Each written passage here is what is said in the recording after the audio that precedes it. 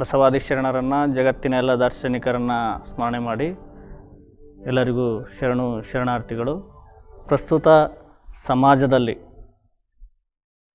ನಡೀತಾ ಇರತಕ್ಕಂತಹ ಮೂಢನಂಬಿಕೆಗಳು, ಕಂದಾಚಾರಗಳು, ಇನ್ನೂ ಅನೇಕ ಜಗತ್ತನ್ನು ಒಂದು ಅಂಧಕಾರಕ್ಕೆ ತಳ್ತಕ್ಕಂತಹ ವಿಚಾರಗಳು ಇವತ್ತು ಜಗತ್ತಿನಲ್ಲಿ ನಡೀತಾ ಇದ್ದಾವೆ.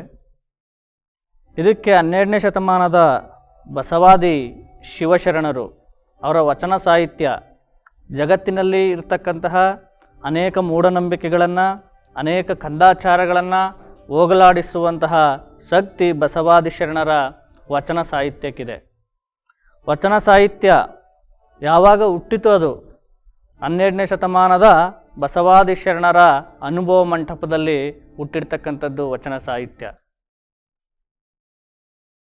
ಬಸವಣ್ಣ, ಅಲ್ಲಮ ಪ್ರಭುದೇವರು, ಅಕ್ಕ ಮಹಾದೇವಿ ತಾಯಿ, ಸಿದ್ದರಾಮೇಶ್ವರರು, ಅಮ್ಮುಗೆ ರಾಯಮ್ಮ, ಹಡಪದ ಅಪ್ಪಣ್ಣನವರು, ಅಕ್ಕ ಮಹಾದೇವಿ ತಾಯಿ, ಮಡಿವಾಳ ಮಾಚಿದೇವರು, ಮೋಳಿಗೆ ಮಾರಯ್ಯ, ಇನ್ನೂ ಅನೇಕ ಶರಣರು ಸೇರಿ ಅನುಭವ ಮಂಟಪದಲ್ಲಿ ಚರ್ಚೆ ಮಾಡುವ ಅನುಭವ, ಅವರ ಅನುಭವವೇ ಈ ಒಂದು ವಚನ ಸಾಹಿತ್ಯ.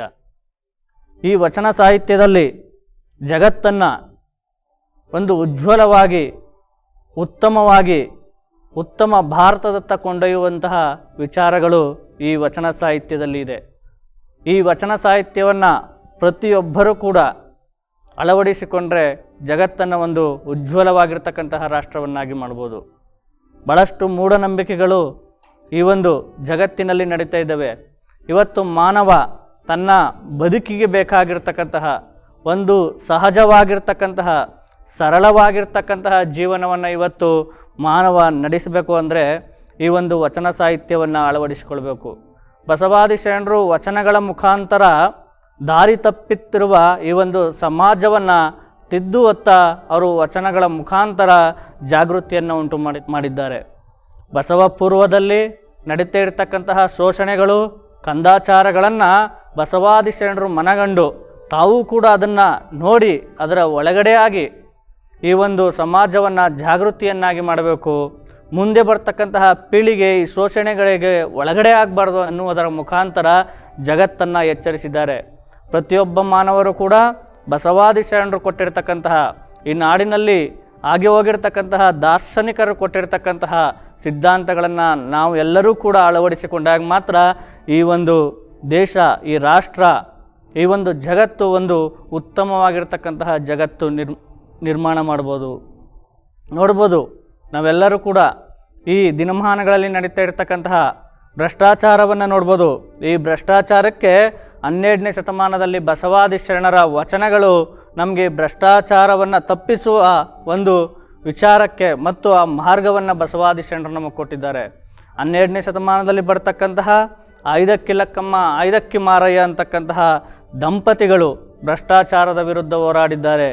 ಆಸೆ ಎಂಬುದು ಅರಸಂಗಲ್ಲದೆ ಶಿವಭಕ್ತರಿಗುಂಟೆ ಅಯ್ಯ, ರೋಸವೆಂಬುದು ಯಮದೂತರಿಗಲ್ಲದೆ ಅಜಾತರಿಗುಂಟೆ ಅಯ್ಯ, ಈಸಕ್ಕಿ ಆಸೆ ನಿಮಗೇಕೆ ಈಶ್ವರನೊಪ್ಪ, ಮಾರಯ್ಯ ಪ್ರಿಯ ಅಮರೇಶ್ವರ ಲಿಂಗಕ್ಕೆ ದೂರ ಮಾರಯ್ಯ ಅಂತಕ್ಕಂತಹ ವಿಚಾರವನ್ನು ಹೇಳಿ ಆ ಒಂದು ದಿಟ್ಟತನವನ್ನು ಕೊಟ್ಟವರು 12ನೇ ಶತಮಾನದ ಬಸವಾದಿ ಶರಣರು. ಐದಕ್ಕಿ ಮಾರಯ್ಯ ಕಲ್ಯಾಣದ ಅಂಗಳದಲ್ಲಿ ಹೆಚ್ಚು ಅಕ್ಕಿಯನ್ನು ಆಯ್ದು ತಂದಿರ್ತಾರೆ. ಐದಕ್ಕಿ ಲೆಕ್ಕಮ್ಮ ಹೇಳ್ತಾರೆ, ಇಷ್ಟು ಅಕ್ಕಿಯನ್ನು ಏಕೆ ಆಯ್ದು ತಂದಿದ್ದೀಯಾ? ಇಷ್ಟು ಆಸೆ ಒಳ್ಳೆಯದಲ್ಲ. ಆಸೆ ಎಂಬುದು ಅರಸರಿಗೆ, ಅದು ಶಿವಭಕ್ತರಿಗಲ್ಲ. ರೋಸವೆಂಬುದು ಯಮದೂತರಿಗೆ, ಅದು ಅಜಾತರಿಗಲ್ಲ.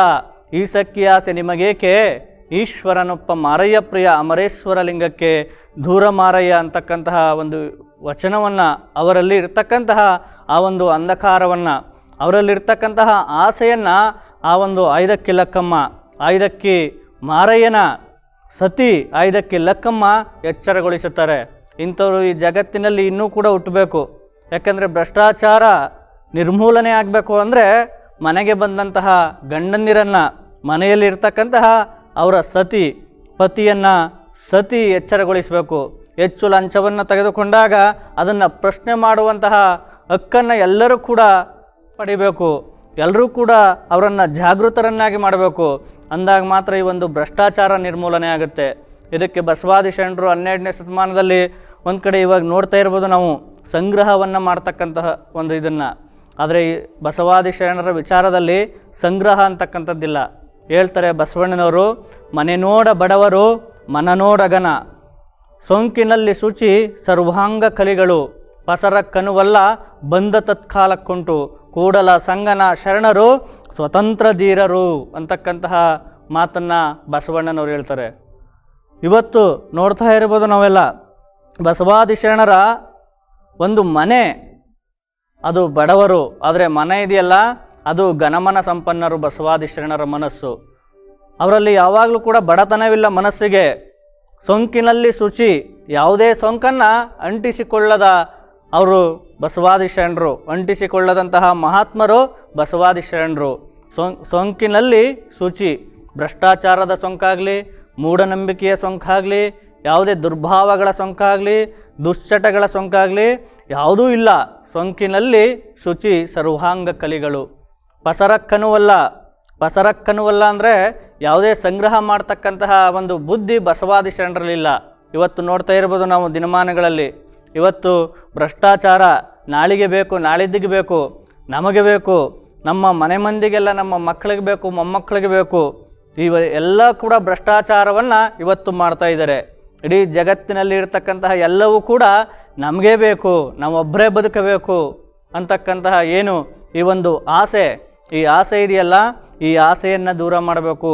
ಆಸೆಯನ್ನು ದೂರ ಮಾಡಿದಾಗ ಇಡೀ ಜಗತ್ತು, ಇಡೀ ರಾಷ್ಟ್ರ ಭ್ರಷ್ಟಾಚಾರ ನಿರ್ಮೂಲನೆ ಆಗಲಿಕ್ಕೆ ಸಾಧ್ಯ. ಬಸವಾದಿ ಶರಣರಲ್ಲಿ ಸಂಗ್ರಹದ ಒಂದು ಬುದ್ಧಿ ಇರಲಿಲ್ಲ, ಯಾವುದನ್ನು ಕೂಡ ಸಂಗ್ರಹ ಮಾಡ್ತಾ ಇರಲಿಲ್ಲ. ಬಂದ ತತ್ಕಾಲಕ್ಕುಂಟು, ಆವಾಗ ಬಂದದನ್ನು ಆವಾಗಲೇ ಕೂಡ ಬಳಸ್ತಾ ಇದ್ರು ಅವರು. ಇಂದು ನಾಳೆಗೆ ಬೇಕು, ನಾಳಿದ್ದಿಗೆ ಬೇಕು ಅಂತಕ್ಕಂತಹ ಯಾವುದೇ ಇರಲಿಲ್ಲ.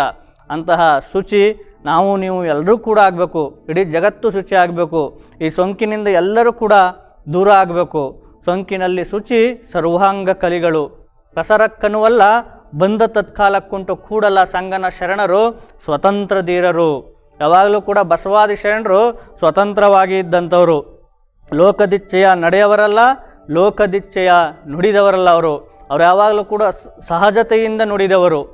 ಇವಾಗ ದಿನಮಾನಗಳಲ್ಲಿ 12ನೇ ಶತಮಾನದಲ್ಲೂ ಕೂಡ ಅಷ್ಟೇ, ಸಹಜವ ನುಡಿದರೆ ಸೇರುವರಿಲ್ಲ ಕಾಣಿರಣ್ಣ ಅಂತ ಅಲ್ಲಮ ಪ್ರಭುಗಳು ಹೇಳ್ತವ್ರೆ. ಸಹಜವ ನುಡಿದರೆ ಸೇರುವರು ಇಲ್ಲ ಕಾಣಿರಣ್ಣ ಅಂತಕ್ಕಂಥ ಮಾತನ್ನು ಅಲ್ಲಮ ಪ್ರಭುದೇವರು ಹೇಳ್ತಾರೆ. ಅಸಹಜಕ್ಕಲ್ಲದೆ ಲೋಕ ಭಜಿಸದು. ಇವತ್ತು ಸಹಜತೆ ಮತ್ತು ಸತ್ಯವನ್ನು ನುಡಿದರೆ ಯಾರೂ ಕೂಡ ಸೇರಲ್ಲ, ಯಾರೂ ಕೂಡ ಅವರಿಂದ ಬರಲ್ಲ. ಅಸಹಜವ ನುಡಿದರೆ ಲೋಕ ಭಜಿಸುತ್ತೆ. ಇವತ್ತು ಏನು ಹುಸಿಯನ್ನು ಸುಳ್ಳನ್ನು ನುಡಿದರೆ ಲೋಕ ಅವರಿಂದ ಹೋಗುತ್ತೆ. ಈ ದಿನಮಾನಗಳಲ್ಲೂ ಅಷ್ಟೇ ಬಣ್ಣ ಬಣ್ಣದ ಮಾತುಗಳು, ಬಣ್ಣ ಬಣ್ಣದ ನಡೆ ನುಡಿಗಳು, ಬಣ್ಣ ಬಣ್ಣ ಆಗಿರ್ತಕ್ಕಂತಹ ಆಕರ್ಷಣೆಯ ಬದುಕು. ಈ ಆಕರ್ಷಣೆಯ ಬದುಕಿಗೆ ಜನಗಳು ಮಾರಿ ಹೋಗುತ್ತಿದ್ದಾರೆ. ಯಾರು ಸತ್ಯವನ್ನು ನುಡಿತಾರೆ ಆ ಸತ್ಯವನ್ನು ನುಡಿಯವರತ್ತ ಯಾರೂ ಕೂಡ ಬರ್ತಾ ಇಲ್ಲ. ಅದರಿಂದ ಯಾರೂ ಕೂಡ ನಾವು ಯಾವಾಗಲೂ ಕೂಡ ಸತ್ಯವನ್ನೇ ನುಡಿಬೇಕು.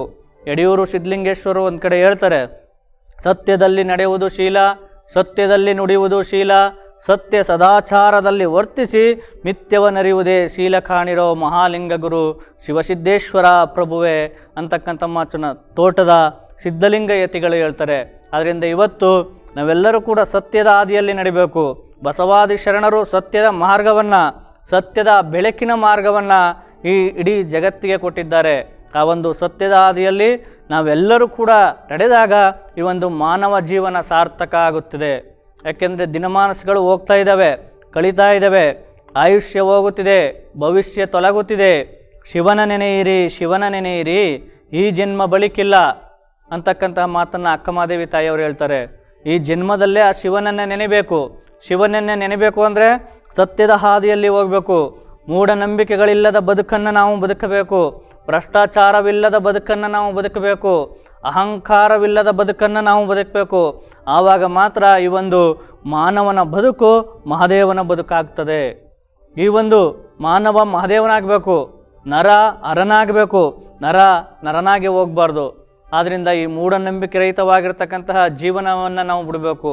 ಈ ಸಮಾಜದಲ್ಲಿ ಅನೇಕ ಮೌಢ್ಯತೆಗಳು, ಅನೇಕ ಮೂಢನಂಬಿಕೆಗಳು ಬರ್ತಾ ಇದ್ದಾವೆ.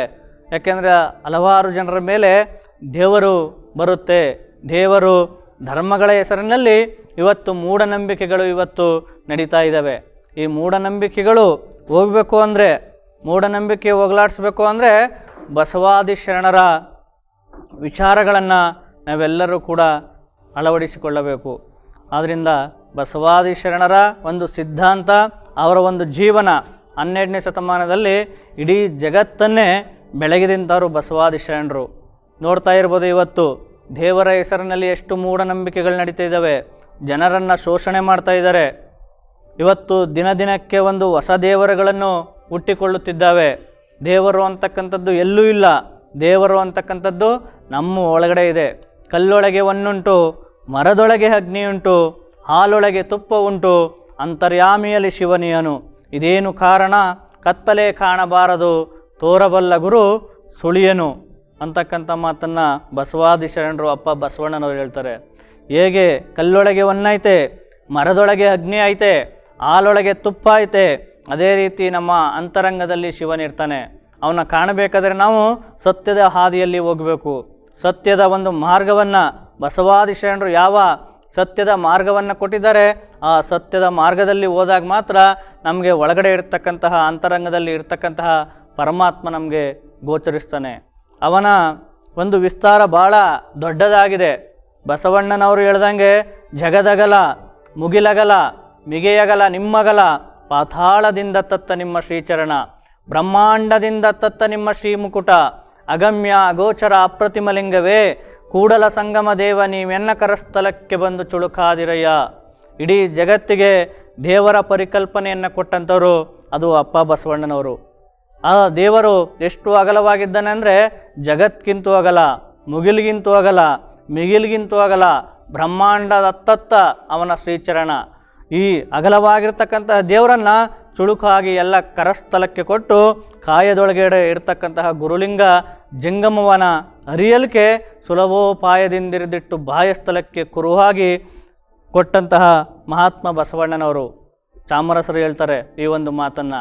ಆದ್ದರಿಂದ ಒಳಗಡೆ ಇರ್ತಕ್ಕಂತಹ ಗುರುಲಿಂಗ ಜಂಗಮವನ್ನು, ಒಳಗಡೆ ನಮ್ಮ ಒಳಗಡೆ ಇರ್ತಕ್ಕಂತಹ ಅರಿವನ್ನು, ಆಚಾರವನ್ನು, ಅನುಭವವನ್ನು ಅರಿಯಲಿಕ್ಕೆ ಈ ಕರಸ್ಥಲಕ್ಕೆ ಇಷ್ಟಲಿಂಗವನ್ನು ಅಪ್ಪ ಬಸವಣ್ಣನವರು ತಂದುಕೊಟ್ಟಿದ್ದಾರೆ.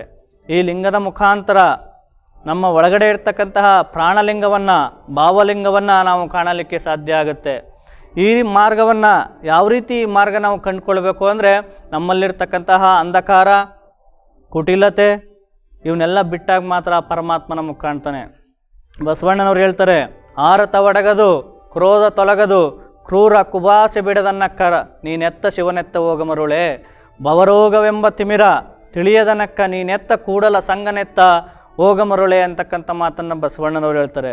ಇವತ್ತು ಮಾನವನಲ್ಲಿ ಇರ್ತಕ್ಕಂತಹ ಕ್ರೂರ ಸ್ವಭಾವ, ಮೃಗೀಯ ಸ್ವಭಾವ, ಅತ್ಯಂತವಾಗಿರ್ತಕ್ಕಂತಹ ದುರಾಸೆ ಮತ್ತು ಅವನಲ್ಲಿ ಇರ್ತಕ್ಕಂತಹ ಕುಟಿಲತೆ, ದ್ವೇಷ, ಅಸೂಯೆಗಳನ್ನು ಬಿಟ್ಟಾಗ ಕೂಡಲ ಸಂಗಮ ದೇವನನ್ನು ನಾವು ಕಾಣಲಿಕ್ಕೆ ಸಾಧ್ಯ ಆಗುತ್ತೆ. ಇವತ್ತು ಇಡೀ ಜಗತ್ತು ದ್ವೇಷದ ಒಂದು ದಳ್ಳೂರಿಯಲ್ಲಿ ಬೇಯ್ತಾ ಇದೆ. ಈ ದ್ವೇಷದ ದಳ್ಳೂರಿಯಿಂದ ನಾವು ಹೊರಗಡೆ ಬಂದಾಗ ಮಾತ್ರ ಆ ಪರಮಾತ್ಮನನ್ನು ಕಾಣಲಿಕ್ಕೆ ಸಾಧ್ಯ. ಇವತ್ತು ರಾಜ್ಯಗಳ ಮಧ್ಯೆ ಸಂಘರ್ಷ, ಪ್ರಾಣಿಗಳ ಮತ್ತು ಮನುಷ್ಯನ ಮಧ್ಯೆ ಸಂಘರ್ಷ, ಇವತ್ತು ಧರ್ಮಗಳ ವಿರುದ್ಧ ಸಂಘರ್ಷ ನಡೀತಾ ಇದೆ. ಈ ಸಂಘರ್ಷ ಎಲ್ಲಿವರೆಗೂ ನಿಲ್ಲೋದಿಲ್ವೋ ಅಲ್ಲಿವರೆಗೂ ನಮ್ಮಲ್ಲಿರ್ತಕ್ಕಂತಹ ಪರಮಾತ್ಮನನ್ನು ಕಾಣಲಿಕ್ಕೆ ಸಾಧ್ಯವಾಗಿಲ್ಲ. ಇದು ಬಸವಾದಿ ಶರಣರು ಎಲ್ಲರನ್ನೂ ಕೂಡ ತಮ್ಮವರೆಂದು ಅಪ್ಪಿಕೊಂಡ್ರು. ಇವನಾರವನೆಂದೆನಿಸದಿರಯ್ಯ, ಇವ ನಮ್ಮವನೆಂದೆನಿಸಯ್ಯ, ಕೂಡಲ ಸಂಗಮ ದೇವ ನಿಮ್ಮ ಮನೆಯ ಮಗನೆಂದೆನಿಸಯ್ಯ ಅಂತ ಹೇಳಿದರು ಬಸವಣ್ಣವರು. ಅಂದರೆ ಎಲ್ಲರನ್ನ, ಇಡೀ ಜಗತ್ತಿನಲ್ಲಿ ಇರ್ತಕ್ಕಂಥವರೆಲ್ಲ ಕೂಡ ನಮ್ಮವರೇ. ಎಲ್ಲರೂ ಕೂಡ ಪ್ರೀತಿಯಿಂದ ಇರಬೇಕು, ಎಲ್ಲರೂ ಕೂಡ ಒಲುಮೆಯಿಂದ ಇರಬೇಕು. ಒಬ್ಬರನ್ನೊಬ್ಬರ ಪ್ರೀತಿಸ್ತಾ ಇರೋರು ದೇವರನ್ನು ಕಾಣಲಿಕ್ಕೆ ಸಾಧ್ಯವಾಗಿಲ್ಲ. ಕಾಣುವ ಮನುಷ್ಯರನ್ನೇ ಪ್ರೀತಿಸಿದವ ಕಾಣದೇ ಇರತಕ್ಕಂತಹ ದೇವರನ್ನು ಹೇಗೆ ಪ್ರೀತಿಸಲಿಕ್ಕೆ ಸಾಧ್ಯ? ಆದ್ದರಿಂದ ಮೊದಲು ಮಾನವನನ್ನು ಪ್ರೀತಿಸಿದಾಗ ಮಾತ್ರ ಏನು ಚೈತನ್ಯ ಇರತಕ್ಕಂತಹ ಒಂದು ವಸ್ತುವನ್ನು ಕೂಡ ಪ್ರೀತಿಸಬೇಕು. ಆವಾಗ ಮಾತ್ರ ಈಗ ನೋಡಿರ್ಬೋದು ಅನೇಕ ಜಡವಸ್ತುಗಳನ್ನು, ಸ್ಥಾವರಗಳನ್ನು ಆರಾಧಿಸ್ತಾ ಇದ್ದಾರೆ. ಆದರೆ ಚೈತನ್ಯವಾಗಿರ್ತಕ್ಕಂತಹ ಜಂಗಮನ್ನು ಕೂಡ ಯಾರೂ ಆರಾಧಿಸುವುದಿಲ್ಲ. ಅದೇ ಬಸವಣ್ಣನವರು ಹೇಳ್ತಾರೆ ಒಂದು ಕಡೆ, ಆರಾಧಿಸಿದಡೆ ಅಮೃತದ ಬೆಳೆಸು, ವಿರೋಧಿಸಿದಡೆ ವಿಷದ ಬೆಳೆಸು. ಇವತ್ತು ನಾವೆಲ್ಲರನ್ನೂ ಕೂಡ ಆರಾಧಿಸಬೇಕಾಗಿದೆ. ಆರಾಧಿಸಿದಾಗ ಮಾತ್ರ ಅಲ್ಲಿ ಅಮೃತದ ಬೆಳೆಸು ಬೆಳೆಯುತ್ತದೆ. ನಾವು ವಿರೋಧಿಸ್ಕೊತನ ಹೋದರೆ ಅಲ್ಲಿ ವಿಷದ ಬೆಳೆಯನ್ನು ನಾವು ನೋಡಲಿಕ್ಕೆ ಸಾಧ್ಯ ಆಗ್ತದೆ. ಅದರಿಂದ ಪ್ರತಿಯೊಬ್ಬರನ್ನು ಕೂಡ ನಾವು ಆರಾಧಿಸಬೇಕು. ಆ ಆರಾಧಿಸಿದಾಗ ಅಲ್ಲಿ ಅಮೃತದ ಬೆಳೆಸು ಬರುತ್ತೆ. ಆ ಅಮೃತದ ಬೆಳೆಸನ್ನು ನಾವು ಅದನ್ನು ಊಟ ಮಾಡ್ಬೋದು, ಅದನ್ನು ಪ್ರಸಾದವನ್ನಾಗಿ ಮಾಡ್ಕೊಂಡು ಊಟ ಮಾಡ್ಬೋದು. ಈ ಅನುಭವವನ್ನು ಬಸವಾದಿ ಶರಣರು ಎಲ್ರಿಗೂ ಕೂಡ ನೀಡಿದ್ದಾರೆ. ಈ ಜಗತ್ತಿನಲ್ಲಿ ನಡ್ತಾ ಇರ್ತಕ್ಕಂತಹ ಏನು ಕೊಲೆ ಆಗಿರ್ಬೋದು, ಮೋಸ ಆಗಿರ್ಬೋದು, ಕಳ್ಳತನ ಆಗಿರ್ಬೋದು, ಇವೆಲ್ಲಕ್ಕೂ ಕೂಡ ಏನು ಕಾನೂನು ಅಂತಕ್ಕಂಥದ್ದು ಒಂದು ಶಿಕ್ಷೆಯನ್ನು ಕೊಡ್ತಾ ಇದೆ. ಆದರೆ ಬಸವಾದಿ ಶರಣರು 12ನೇ ಶತಮಾನದಲ್ಲಿ ಎಲ್ರಿಗೂ ಕೂಡ ಜಾಗೃತಿಯನ್ನು ಮೂಡಿಸಿದ್ದಾರೆ. ಬಸವಣ್ಣ ಹೇಳ್ತಾರೆ, ಒಂದು ಕಡೆ ಸಪ್ತ ಸೂತ್ರಗಳನ್ನು ಕೊಟ್ಟಿದ್ದಾರೆ. ಕಳಬೇಡ, ಕೊಲಬೇಡ, ಹುಸಿಯ ನುಡಿಯಬೇಡ, ಮುನಿಯಬೇಡ, ಅನ್ಯರಿಗೆ ಅಸಹ್ಯ ಪಡಬೇಡ, ತನ್ನ ಬಣ್ಣಿಸಬೇಡ, ಇದಿರ ಅಳಿಯಲು ಬೇಡ, ಇದೇ ಅಂತರಂಗ ಶುದ್ಧಿ, ಇದೇ ಬಹಿರಂಗ ಶುದ್ಧಿ, ಇದೇ ನಮ್ಮ ಕೂಡಲ ಸಂಗಮ ದೇವನ ಒಲಿಸುವ ಪರಿ. ಇನ್ನು ಯಾವುದೇ ಬೇರೆ ಮಾರ್ಗ ಇಲ್ಲ. ಕೂಡಲ ಸಂಗಮನನ್ನು ಒಲಿಸಬೇಕು ಅಂದರೆ ಬಸವಣ್ಣ ಅವ್ರು ಕೊಟ್ಟಿರ್ತಕ್ಕಂತಹ ಸಪ್ತ ಸೂತ್ರಗಳನ್ನು ಎಲ್ಲರಿಗೂ ಕೂಡ ಪಾಲಿಸಬೇಕು. ಇವಾಗ ಕಳ್ಳತನ ನಡೀತಾ ಇದೆ, ಕೊಲೆ ನಡೀತಾ ಇದೆ, ದ್ವೇಷ ನಡೀತಾ ಇದೆ, ಮತ್ತು ಮುನಿಸು, ಎಲ್ಲರಿಗೂ ಕೂಡ ಮುನಿಸು, ಮತ್ತು ಏನು ಹುಸಿಯನ್ನು ನುಡಿಯಬೇಡ ಅಂತ ಹೇಳ್ತಿದ್ದಾರೆ. ಇವತ್ತು ಲೋಕವೇ ಕೂಡ ಇಲ್ಲಿ ಹುಸಿಯನ್ನು ನುಡಿದರೆ ಪರಮಾತ್ಮನನ್ನು ಕಾಣಲಿಕ್ಕೆ ಸಾಧ್ಯವಿಲ್ಲ. ಆದ್ದರಿಂದ ಬಸವಾದಿ ಶರಣರು ಕೊಟ್ಟಿರ್ತಕ್ಕಂಥ ಸಪ್ತ ಸೂತ್ರಗಳಿದಾವಲ್ಲ, ಇವತ್ತು ಕಳ್ಳತನ, ಇವತ್ತು ದರೋಡೆ, ಏನು ಲೋಕವನ್ನೇ ದರೋಡೆ ಮಾಡ್ತಕ್ಕಂಥ ಕಳ್ಳರಿದ್ದಾರೆ. ಈ ದರೋಡೆ ಮತ್ತು ಕಳ್ಳತನ ಮತ್ತು ಕ್ರೂರತನ ಇವೆಲ್ಲವನ್ನು ನಾವು ಬಿಟ್ಟು ನಡೆದಾಗ ಮಾತ್ರ ನಾವು ಈ ಒಂದು ಕಾಯ ಪಾವನ ಆಗುತ್ತದೆ, ಈ ಜೀವನ ಪಾವನ ಆಗುತ್ತದೆ. ಈ ಒಂದು ಕಾಯವನ್ನು ಪಾವನವನ್ನು ಮಾಡ್ಕೊಳ್ಳೋದನ್ನ ಬಸವಾದಿ ಶರಣರು ಕೊಟ್ಟಿದ್ದಾರೆ. ಇವತ್ತು ಮನಸ್ಸಿನಲ್ಲಿ ಅನೇಕ ಜಂಜಾಟಗಳು, ಮನಸ್ಸಿನಲ್ಲಿ ಗೊಂದಲ ಮತ್ತು ಸಂಶಯ ಸಂದೇಹಗಳನ್ನು ಮಾನವ ಮೊದಲು ಬಿಡಬೇಕಾಗಿದೆ. ಇವತ್ತು ಸಂಶಯದಿಂದ, ಸಂದೇಹದಿಂದ ರಾಮಾಯಣ ಮಹಾಭಾರತಗಳು ನಡೆದಿದ್ದಾವೆ. ನಮ್ಮಲ್ಲೂ ಕೂಡ ರಾಮಾಯಣ ಮಹಾಭಾರತ, ಏನು ರಾಮಾಯಣ ಮಹಾಭಾರತ ಅಂದರೆ ಅಲ್ಲಿ ಏನು ಸಂಶಯ ಮತ್ತು ಸಂದೇಹದಿಂದ ಇವತ್ತು ನಡೆದಿದ್ದಾವೆ. ಆದ್ದರಿಂದ ನಮ್ಮಲ್ಲಿ ಸಂಶಯ ಮತ್ತು ಸಂದೇಹ ಪ್ರತಿಯೊಬ್ಬರಲ್ಲೂ ಕೂಡ ಅವು ಬರಬಾರ್ದು. ಯಾಕಂದರೆ ಗಂಡ ಹೆಂಡತಿ ಮೇಲೆ ಸಂಶಯ, ಗುರು ಶಿಷ್ಯನ ಮೇಲೆ ಸಂಶಯ, ಈ ದೇಶದವರು ಆ ದೇಶದವರ ಮಧ್ಯೆ ಸಂಶಯಗಳು, ಮಾನವನ ಮಧ್ಯೆ ಸಂಶಯ ಸಂದೇಹಗಳು ಇವತ್ತು ಜಗತ್ತನ್ನು ಹಾಳು ಮಾಡ್ತಾ ಇದ್ದಾವೆ. ಈ ಸಂಶಯ ಮತ್ತು ಸಂದೇಹಗಳನ್ನು ನಾವು ಬಿಟ್ಟು ಬಸವಾದಿ ಶರಣರ ಸಂದೇಶಗಳನ್ನು ನಾವು ಅಳವಡಿಸಿಕೊಳ್ಬೇಕಾಗಿದೆ. ಇವತ್ತು ಬಸವಾದಿ ಶರಣರ ಸಂದೇಶ ಈ ದೇಶಕ್ಕೆ, ವಿದೇಶಕ್ಕೂ ಮತ್ತು ಸ್ವದೇಶಕ್ಕೂ ಎಲ್ಲ ದೇಶಗಳಿಗೂ ಬೇಕಾಗಿರ್ತಕ್ಕಂಥದ್ದು ಬಸವಾದಿ ಶರಣರ ಸಂದೇಶ.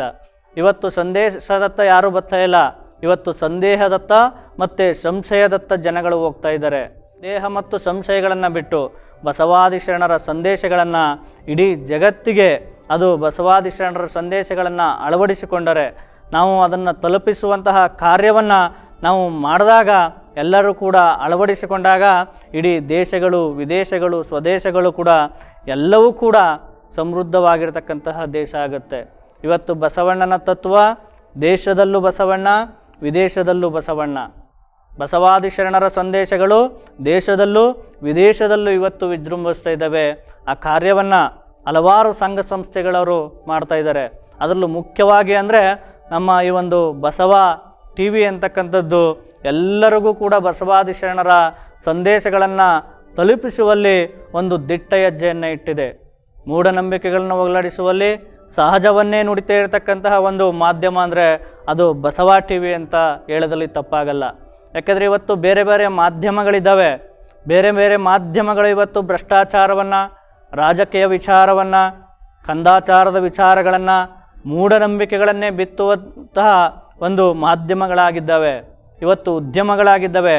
ಆದರೆ ಬಸವ ಚಾನಲ್ ಇವತ್ತು, ಬಸವ TV ಇವತ್ತು ಏನು ಮಾಡ್ತಿದೆ ಅಂದರೆ ಬಸವಾದಿ ಶರಣರ ಸಂದೇಶಗಳನ್ನು ವಿದೇಶಗಳಿಗೂ ಕೂಡ ಪಸರಿಸುವಂತಹ ಒಂದು ಕಾರ್ಯವನ್ನು ಬಸವ TVಯ ಕೃಷ್ಣಪ್ಪನವರು ಮಾಡ್ತಾಯಿದ್ದಾರೆ. ಇವತ್ತು ಇದು ಭಾಳ ಶ್ಲಾಘನೀಯವಾಗಿರ್ತಕ್ಕಂತಹ ವಿಚಾರ. ಇದ್ದದನ್ನು ಇದ್ದದ್ದಂಗೆ ಹೇಳ್ತಾ ಇದ್ದಾರೆ, ಸಹಜವನ್ನು ನುಡಿತಾ ಇದ್ದಾರೆ. ಸಹಜವನ್ನು ನುಡಿತಾ ಇರತಕ್ಕಂಥದ್ದು ಈ ಒಂದು ಬಸವ TV. ಅನೇಕ ಪತ್ರಿಕೆಗಳು, ಬಸವಾದಿ ಶರಣರ ಅನೇಕ ಸಂಘ ಸಂಸ್ಥೆಗಳು, ಬಸವ ಸಮಿತಿ, ಬಸವ ಕೇಂದ್ರಗಳು ಈ ಒಂದು ಕಾರ್ಯವನ್ನು ಮಾಡ್ತಾ ಇದ್ದಾವೆ. ಇದನ್ನು ನೀವು ಕೂಡ ಎಲ್ಲರೂ ಕೂಡ ಮಾಡಬೇಕು. ಮುರುಘಾ ಶರಣರು ಒಂದು ಮಾತು ಹೇಳ್ತಾರೆ. ಏನು ಹೇಳ್ತಾರೆ ಅಂದರೆ, ಮಾನವ ಜನ್ಮ ದೊಡ್ಡದಲ್ಲ, ಮಾನವೀಯತೆ ದೊಡ್ಡದು. ಇವತ್ತು ಮಾನವ ಜನ್ಮ, ನಾವೆಲ್ಲರೂ ಮಾನವ ಜನ್ಮದಲ್ಲಿ ಬಂದಿದ್ದೇವೆ. ನಾವೆಲ್ಲರೂ ಪ್ರಾಣಿಗಳಿಗಿಂತ ದೊಡ್ಡವರು ಅಂತ ಹೇಳ್ತಿದ್ದೀವಿ. ಆದರೆ ಈ ಮಾನವ ಜನ್ಮ ಅಂತಕ್ಕಂಥದ್ದು ದೊಡ್ಡದಲ್ಲ, ಮಾನವನೊಳಗಡೆ ಮಾನವೀಯತೆ ಬಂದಾಗ ಅದು ದೊಡ್ಡದಾಗುತ್ತೆ. ಕೈಲಾಸ ದೊಡ್ಡದಲ್ಲ, ಕಾಯಕ ದೊಡ್ಡದು. ಇವತ್ತು ಎಲ್ಲರೂ ಕೂಡ ಕೈಲಾಸವನ್ನೇ ದೊಡ್ಡದು, ಅಲ್ಲಿರ್ತಕ್ಕಂತಹ ಏನು ಈಶ್ವರನೇ ದೊಡ್ಡವನು, ಅಲ್ಲಿರ್ತಕ್ಕಂತಹ ಋಷಿಮುನಿಗಳೇ ದೊಡ್ಡವರು ಅಂತ ಹೇಳ್ತಾ ಇದ್ದಾರೆ.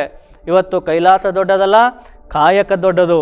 ಈ ಕಾಯಕ ಅಂತಕ್ಕಂತಹ ಮಹಾಮಂತ್ರವನ್ನು ಎಲ್ಲರೂ ಕೂಡ ಅಳವಡಿಸಿಕೊಂಡಾಗ ಈ ದೇಶದ, ಈ ಜಗತ್ತಿನ ಬಡತನ ನಿರ್ಮೂಲನೆ ಆಗೋದ್ರಲ್ಲಿ ಯಾವುದೇ ಕೂಡ ಸಂದೇಹವಿಲ್ಲ. ಬಸವಣ್ಣನವರು ಈ ಕಾಯಕ ಅಂತಕ್ಕಂತಹ ಮಹಾಮಂತ್ರವನ್ನು ಕೊಟ್ಟಿದ್ದಾರೆ.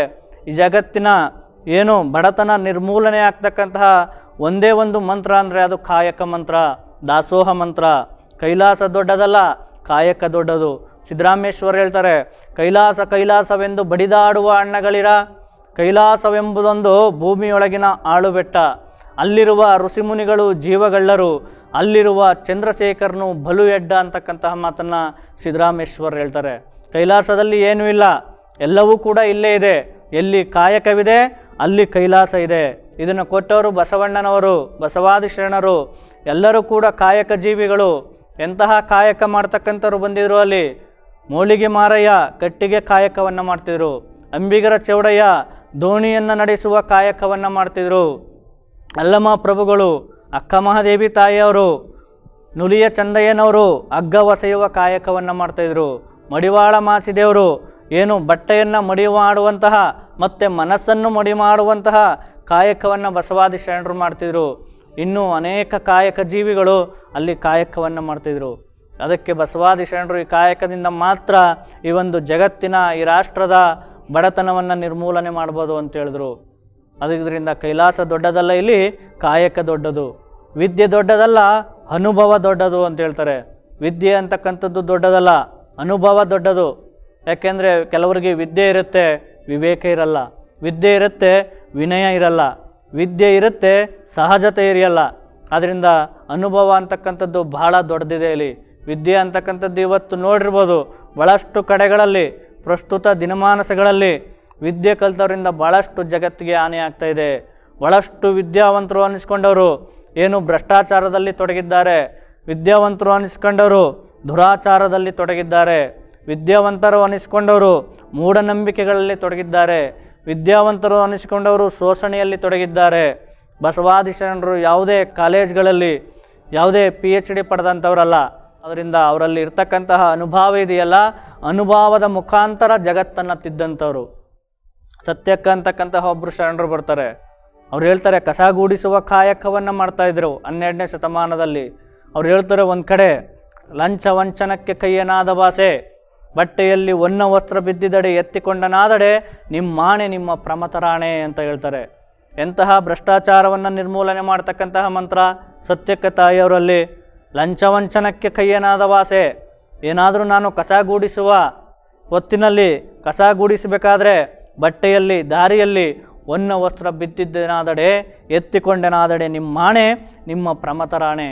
ಅದೇನು ಕಾರಣವೆಂದರೆ ನೀಮಿಕ್ಕಿದ ಭಿಕ್ಷೆಯಲ್ಲಿ ಪೆನೆಯ ಶಂಭುಜಕ್ಕೇಶ್ವರ ಲಿಂಗವೇ ಅಂತ ಹೇಳ್ತಾರೆ. ಯಾಕಂದರೆ ನೀನು ಕೊಟ್ಟಂತಹ, ನೀನು ಏನು ಈ ಕ್ಷಣಕ್ಕೆ ಕೊಡ್ತೀಯ ಅದರಲ್ಲಿರ್ತೀನಿ, ಒಂದು ಪೈಸೆಯನ್ನು ಕೂಡ ಲಂಚ ತೆಗೆದುಕೊಳ್ಳುವಿಲ್ಲ ಅಂತಕ್ಕಂಥ ಒಂದು ದಿಟ್ಟತನವನ್ನು ಸತ್ಯಕ್ಕ ತಾಯಿಯವರು ಹೇಳ್ತಾರೆ. ಈ ಒಂದು ದಿಟ್ಟತನವನ್ನು ಈಗಿರ್ತಕ್ಕಂತಹ ರಾಜಕಾರಣಿಗಳು, ಅಧಿಕಾರಿಗಳು ಇದನ್ನು ಅಳವಡಿಸಿಕೊಂಡಾಗ ಈ ದೇಶದ, ಈ ರಾಷ್ಟ್ರದ ಭ್ರಷ್ಟಾಚಾರ ನಿರ್ಮೂಲನೆ ಆಗೋದ್ರಲ್ಲಿ ಯಾವುದೇ ಕೂಡ ಸಂದೇಹವಿಲ್ಲ ಅಂತಕ್ಕಂಥದ್ದನ್ನು ಅರ್ಥ ಮಾಡಿಕೊಳ್ಳಬೇಕು ಪ್ರತಿಯೊಬ್ಬರು ಕೂಡ. ಅದರಿಂದ ಬಸವಾದಿ ಶರಣರ ಆ ಒಂದು ದಿಟ್ಟತನ ಮತ್ತು ಧೀರತನ ಇದೆಯಲ್ಲ, ಅವರು ಯಾವಾಗಲೂ ಕೂಡ ಸ್ವತಂತ್ರ ಧೀರರು. ಲೋಕದಂತೆ ಬಾರರು, ಲೋಕದಂತೆ ಇರರು, ಲೋಕದಂತೆ ಹೋಗರು ನೋಡಯ್ಯ, ಪುಣ್ಯದಂತೆ ಬಪ್ಪರು, ಜ್ಞಾನದಂತೆ ಇಪ್ಪರು, ಮುಕ್ತಿಯಂತೆ ಹೋದರು ನೋಡಯ್ಯ. ಉರಿಲಿಂಗದೇವ ನಿಮ್ಮ ಶರಣರು, ಉಪಮಿಸಬಾರದ ಉಪಮಾತೀತರು. ಏನು ನಮ್ಮ ಉರಿಲಿಂಗ ದೇವರು ಹೇಳ್ತಾರಲ್ಲ ಈ ಒಂದು ವಚನವನ್ನು, ಇವತ್ತು ನಾವು ಕೂಡ ಉಪಮಿಸಬಾರದ ಉಪಮಾತೀತರಾಗಬೇಕು ಅಂದರೆ ಅವರ ಹಾದಿಯಲ್ಲಿ ನಡಿಬೇಕು. ಯಾವುದೇ ಮೂಢನಂಬಿಕೆಗಳು, ಕಂದಾಚಾರಗಳಲ್ಲಿರ್ತಕ್ಕಂಥ ಇಲ್ಲದಂತಹ ಹಾದಿಯಲ್ಲಿ ನಾವು ಹೋದಾಗ ಉಪಮಿಸಬಾರದ ಉಪಮಾತೀತರು ನಾವು ಆಗ್ತೀವಿ. ಉಪಮಿಸಬಾರದ ಉಪಮಾತೀತರು ಅಂದ್ರೇನಿಲ್ಲ, ಯಾವ ಕಾಲಕ್ಕೂ ಕೂಡ ಜನರ ಮನಸ್ಸಿನಲ್ಲಿ ಇರ್ತಕ್ಕಂಥದ್ದು. ಬಸವಣ್ಣನವರು ಇವತ್ತು ಜನರ ಮನಸ್ಸಿನಲ್ಲಿ ಇದ್ದಾರೆ. ಅವರು ಉಪಮಿಸಬಾರದ ಉಪಮಾತೀತರು.